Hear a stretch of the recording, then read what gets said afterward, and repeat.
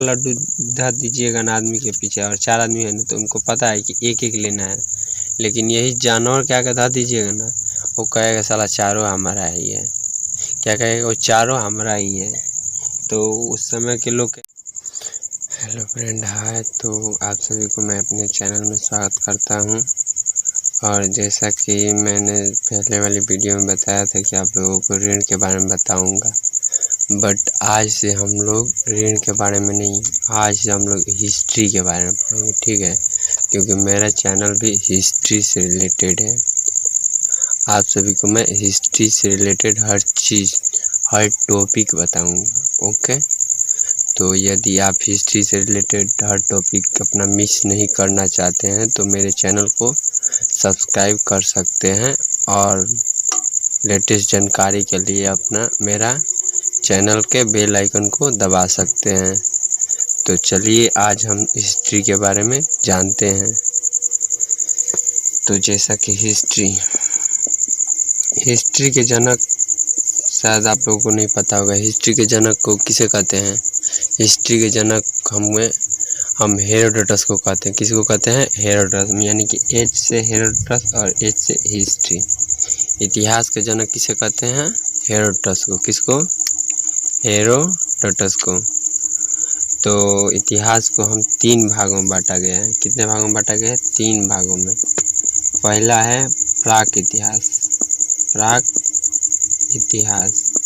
उसके बाद आ जाता है आपका आद्य इतिहास, आद्य इतिहास। उसके बाद आ जाता है ऐतिहासिक, ऐतिहासिक। इसके बाद आ जाता है ऐतिहासिक। तो आप सभी को मैं बता देना चाहता हूँ कि प्राक काल को पाषाण काल भी कहा जाता है। कौन सा काल कहा जाता है? पाषाण काल भी कहा जाता है।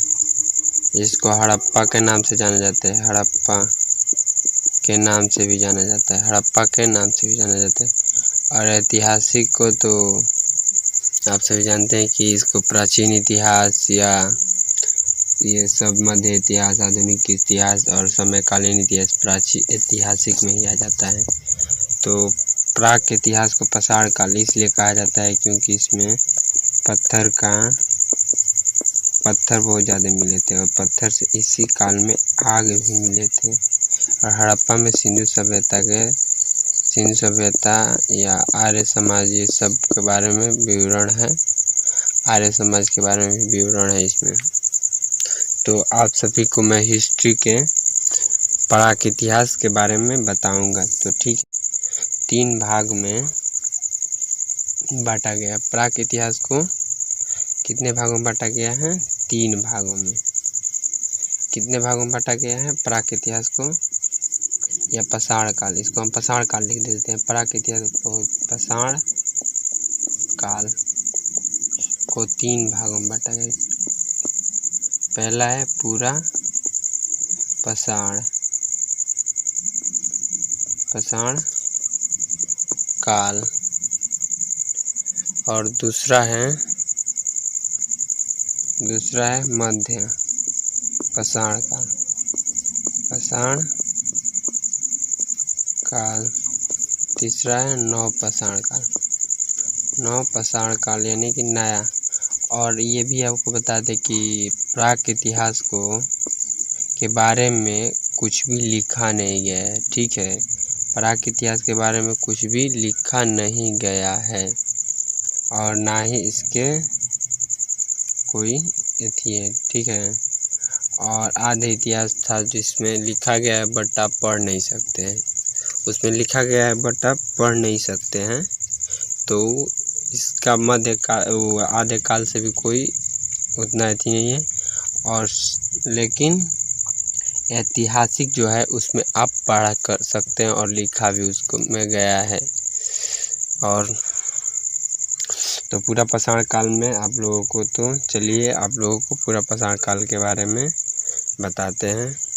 तब तक आप, और ये भी मैं पहले बताना चाहता हूँ आप सभी को कि इतिहास में सबसे पहले मानव किस स्थान पर आए थे। तो शायद आप लोग नहीं जानते होंगे, तो मैं मैं बता देना चाहता हूँ कि अफ्रीका में सबसे पहले मानव आए थे अफ्रीका में। लेकिन जो अफ्रीका में मानव आए थे वो सभ्य नहीं थे। कैसा सभ्य नहीं थे? ये सब मानव जो भी थे वो असभ्य थे। अफ्रीका में जो मानव आए थे वो असभ्य थे। लेकिन एशिया में जो मानव आए, एशिया में वो कैसे निकले? वो सभ्य निकले। सभ्य मतलब जो अच्छी तरह से रहते सहते हैं उन्हीं को सभ्य आदमी कहा जाता है। तो आप सभी को सभ्य मानव कहाँ पे मिलेंगे? तो आपको सभ्य मानव एशिया में मिलेंगे। कहाँ पे मिलेंगे? एशिया में। और ये भी बता देना चाहता हूँ कि इस सभी का काल का निर्धारण बताया नहीं है ना, तो आप लोग बता देते हैं कि इसका 25 लाख बीसापुर यानी ईसापुर हुआ है। और इसका काल 25 लाख से शुरू हुआ और 5 या 12,000 तक चला था। के मतलब आप जानते हैं कि 1000 होता है। उसके बाद मध्यकाल आया, तो मध्यकाल में 12,000 से 5,000 के तक चला था। 12,000 से 5,000 तक चला था। और उसके बाद इसमें आया था 5,000 से 3,000 वर्ष तक चला था। तो सबसे लंबा काल कौन सा चला था? पूरा पाषाण काल। कौन सा चला था? पूरा पाषाण काल। सबसे लंबा काल कौन सा चला था? पूरा पाषाण काल। और सबसे लंबा काल कौन सा चला था? पाषाण काल। सबसे लंबा पाषाण काल कौन चला था? तो पूरा पाषाण काल। और सबसे लंबा काल कौन सा चला था? तो पाषाण काल। ठीक है, तो प्राक इतिहास के लंबे समय चला था। और अफ्रीका के लोग जो थे ना वो बहुत ही खाना बदोश थे। कैसा खाना बदोश? तो खाना बदोश शायद आप लोग नहीं जानते होंगे। खाना बदोश का मतलब होता है जैसे कोई भी उससे कुछ भी जीवन से लेना देना नहीं, वो केवल खाना ही चाहते थे। वो इंसान हो या जानवर हो, उस समय पकाया भी नहीं जा सकता था क्योंकि उस समय आग की खोज नहीं हुई थी। तो उस समय इंसान कैसे थे? तो खाना बदोश थे। कैसे थे? खाना बदोश, जो कि वो केवल और केवल खाना चाहते थे। लेकिन आज के इंसान खाना बदोश ना होकर आजकल आदमी पैसा बदोश यानी पैसा बचाने के चक्कर में आ गया है। यहाँ पहले था ना कि पहले जानवर की तरह इंसान थे यार।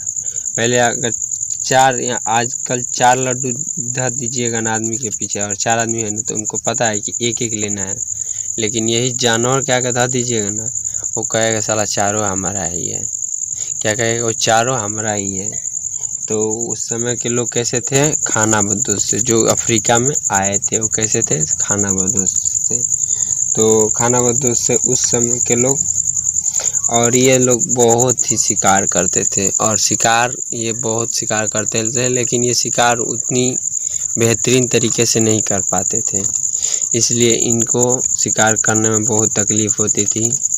तो आप लोगों को आगे मैं बताऊंगा कि किस चीज़ से शिकार करते थे और हिंदू में कितने संस्कार होते हैं और माइक्रो लाइफ का आविष्कार कब हुआ था, ABC का मतलब क्या होता है और AB का मतलब क्या होता है, ये सब मैं आपको, और कैलेंडर का निर्माण कब हुआ था, ये सब मैं आपको अब अगले वीडियो में बताऊंगा, क्योंकि ये वीडियो थोड़ी लंबी हो चुकी है।